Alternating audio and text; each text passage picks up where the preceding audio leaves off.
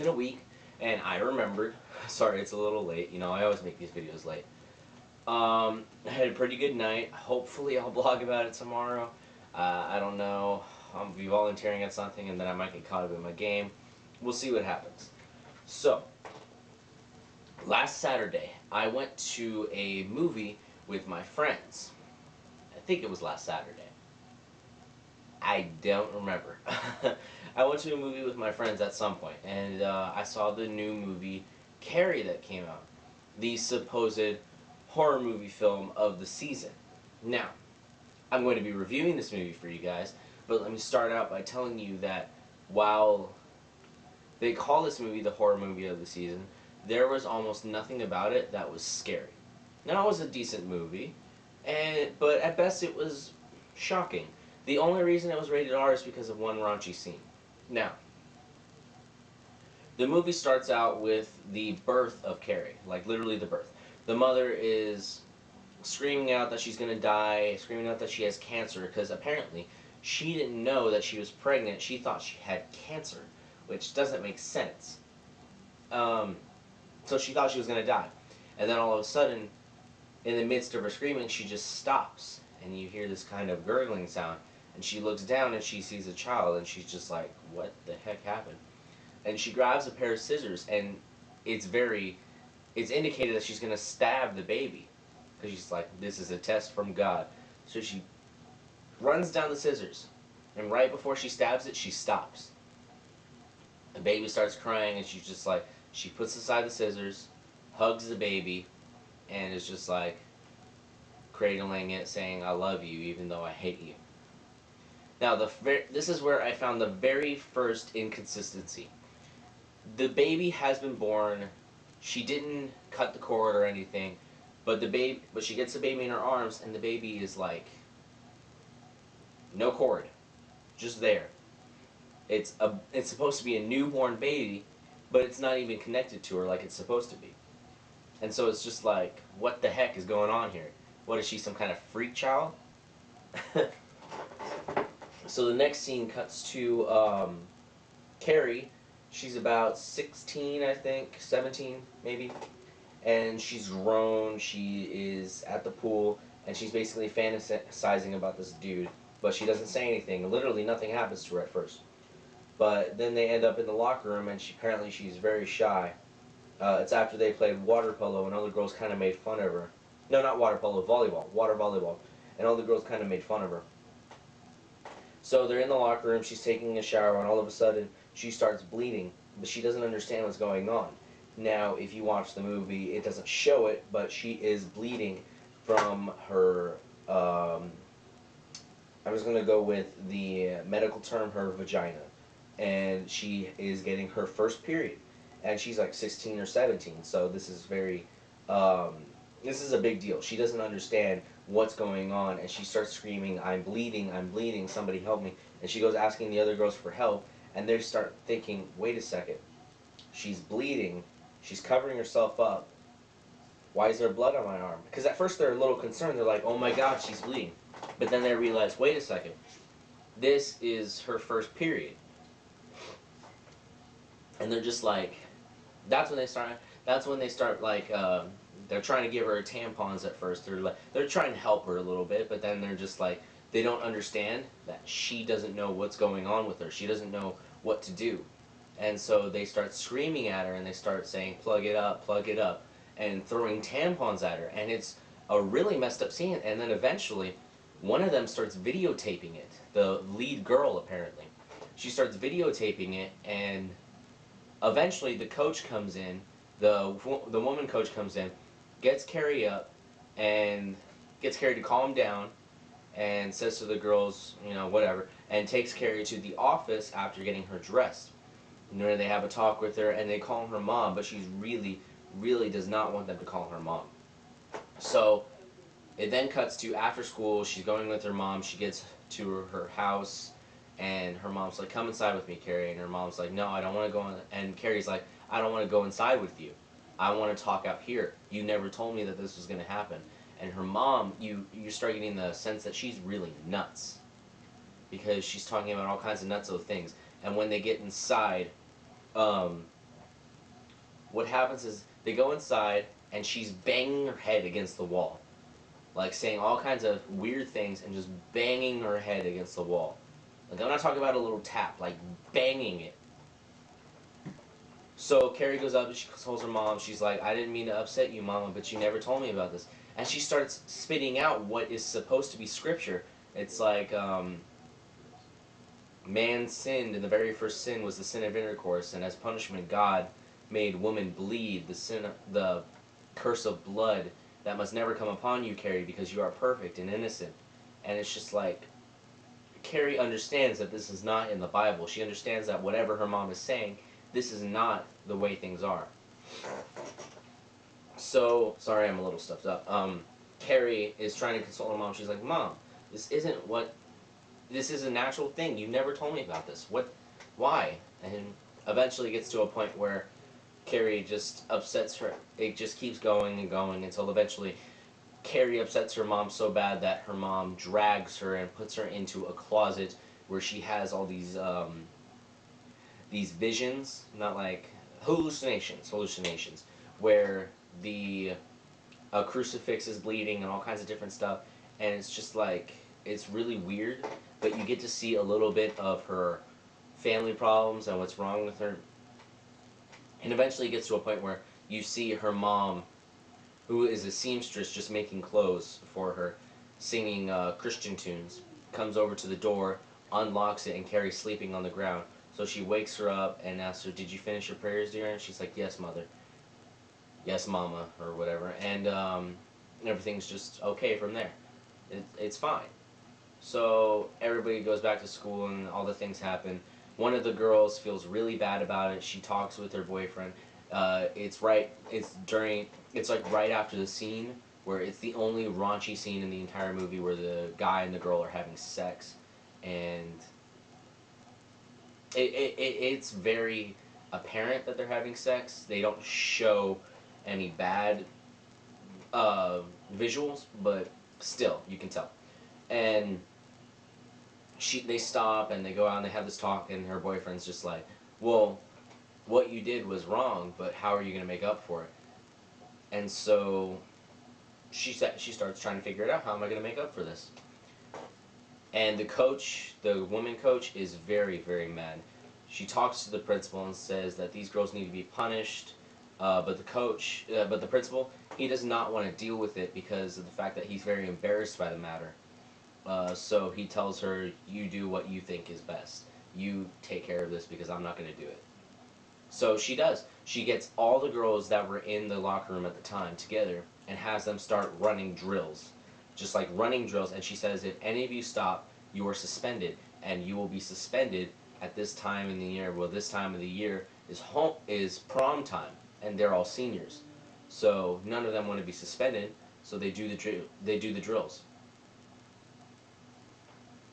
Oh, sorry, my phone was vibrating.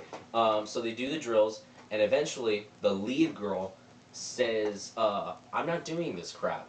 So she goes on this whole rant about how if they all band together, then they can't suspend them all because the coach doesn't have that kind of authority. But nobody defends her, and her supposed best friend, who's the one who felt bad about doing it, she tells her, I'm not going to, we deserve this. What we did was wrong. What happens is the girl is suspended, goes on this whole rant about it, talks to her friends afterwards, tells them that they're all stupid and they're all hypocrites and all kinds of stuff. And she got suspended because of the fact that she posted the video that she took online, and that's what really drew the line. And when she went to contest to the principal with her dad, who's a lawyer, the coach was very smart about it. She said, this video was posted online, and that's something that could get someone in serious trouble with their future in colleges and all kinds of stuff. But if your daughter, if the video is not on her phone, I will admit I was wrong. She will be readmitted at school, and everything will go back to the way it was. But his daughter is refusing because she knows that it's on her phone, and there's nothing that nothing would change. In fact, she would be incriminated for it, and keeping from doing it is just easier, but her dad really wants her to. So she just gets up and leaves because it's the only option she has. So afterwards, she gets her boyfriend, who is a full-on criminal, to plot with her. And I'm gonna wait to tell you what they plot until a little bit later. So what happens is, the girl who felt bad, I can never remember her name. Her and her boyfriend come up with this plan.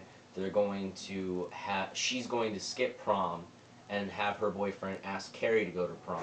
So that way, they can do something good to make up for the bad thing that she did. Carrie can go to prom with this guy who's the star of the senior year. He's like the quarterback or whatever position he is. He's the big guy on campus, and this is a big deal. So he asks Carrie to prom, but at first she's like, "No, you're trying to trick me." Well, eventually, the coach and a couple other people convince her that this isn't a trick. He's legitimately asking you to prom. The coach is still suspicious, but she thinks, oh, well, at least if what they're doing is genuine, then they're trying, and might as well give them the benefit of the doubt. So Carrie does say yes, and she goes shopping for a dress, but instead she decides to get the fabric to make her own. And throughout this whole period of time, from the time that she came out of the closet the first time you see, to now, she has been researching telepathy and telekinesis and all kinds of different things because she has realized her ability to control the things around her. So she's honing it, and she's getting really, really good at it. So she gets the fabric.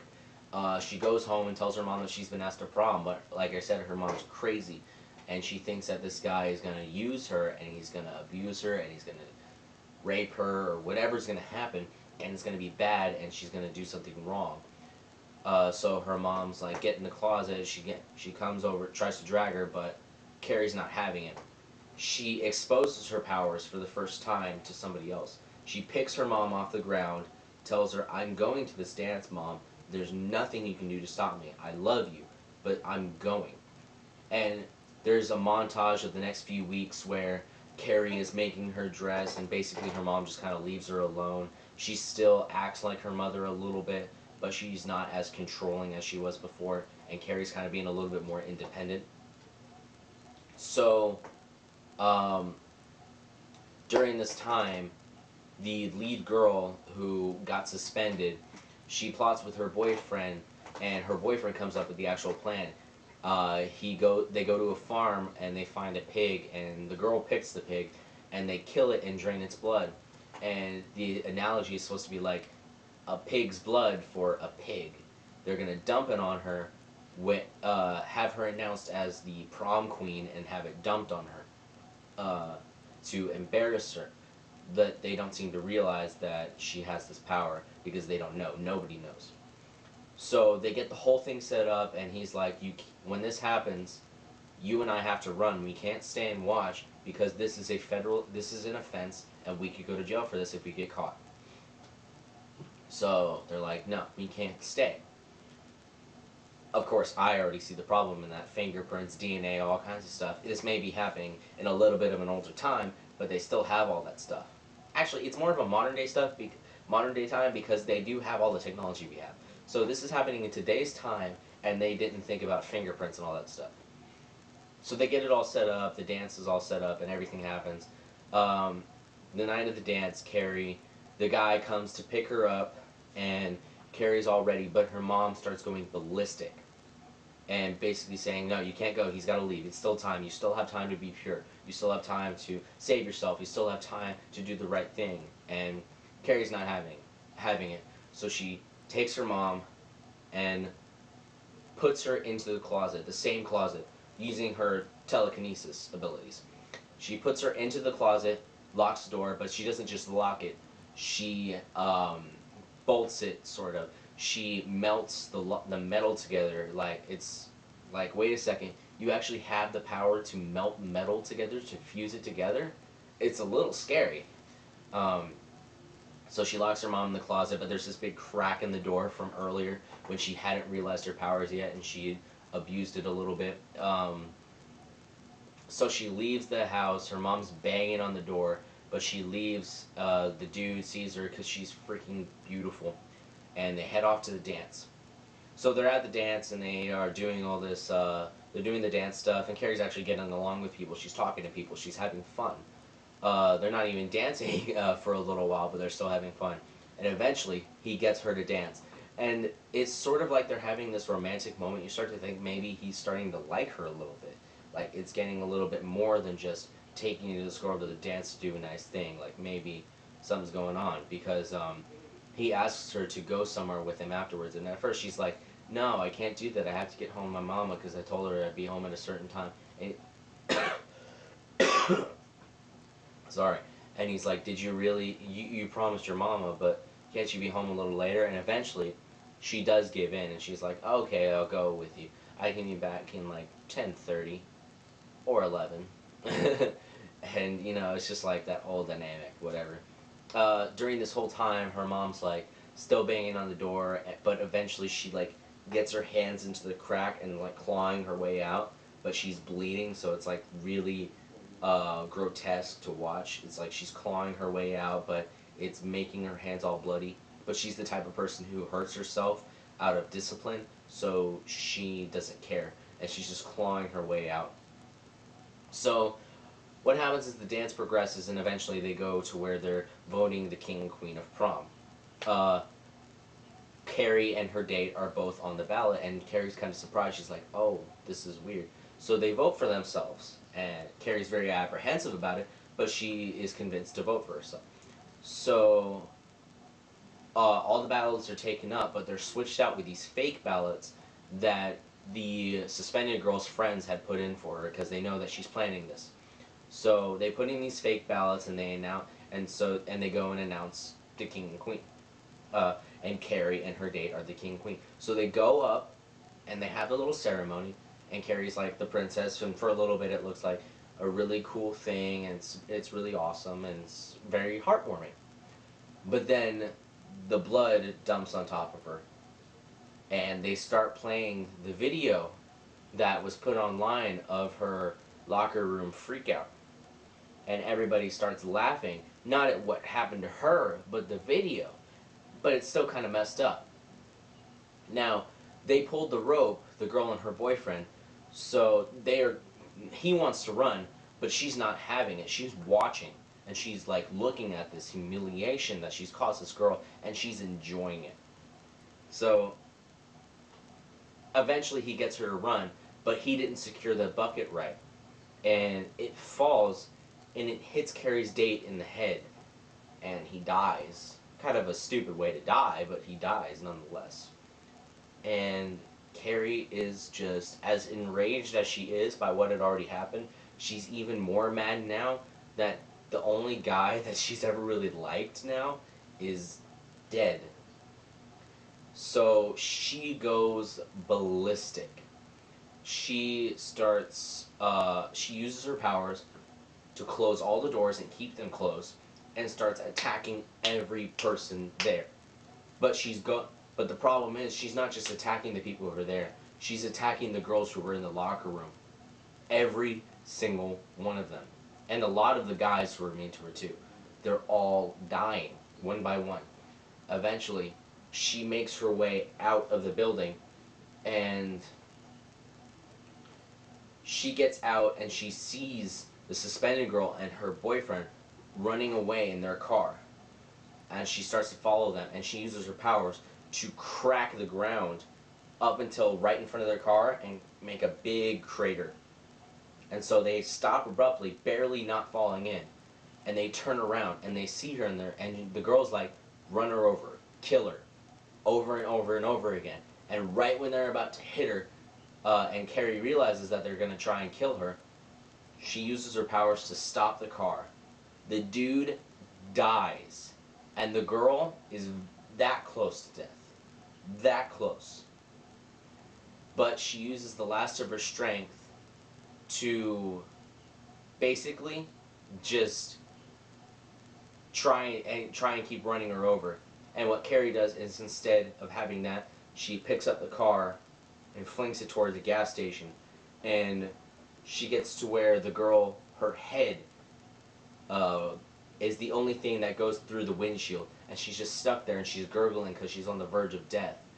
And then she actually does die, and Carrie blows up the gas station. Now, this entire time she's covered in pig's blood, so she goes home because she's devastated. But nobody really understands that they know it was her, but they don't really understand what happened. So she goes home and she gets there, and the closet door is still closed, but there's a giant hole in it, and her mama is not there, and she can't find her mom. So instead of looking for her like you think a normal person would, but she's not normal. So she goes to the bathroom, takes a bath, and cleans herself up, cleans all the blood off of her. Nothing is happening. She gets out of the bathroom and she finds her mom, and her mom are like, she goes up to her mom, she's like apologizing, she's saying, I'm sorry, you were right, I should have listened to you. And her mom's just like, she hugs her with only one hand, and she keeps one hand behind her back the entire time. And Carrie's just like weeping and sobbing, and she's like, Mama, I'm so sorry, all this stuff. And mom's like, I know, I'm sorry for letting this happen to you, I should have killed you when you were a baby. I start saying all this stuff, but Carrie's like, I'm sorry, Mama. She doesn't really understand what's going on here. And so what happens is they start praying or doing something, like singing, or something's going on, and Carrie's mom raises a knife and stabs her in the shoulder. And Carrie's like, Mama, no. And she pushes her back with her powers, and Carrie falls down the stairs. And just, there's this whole scene where Carrie's mom is attacking her, and she's that close to killing her because Carrie is, her mom is overpowering her. Like, even though she has these powers, her mom is almost overpowering her.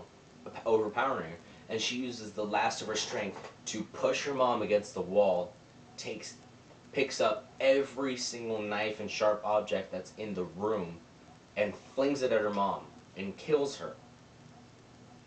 Now, at this time, throughout this whole time, the girl who didn't go to prom to do something nice for Carrie, she has realized what's going on. She realized what was going to happen to Carrie with the pig's blood, and she wanted to stop it because she knew this would be bad.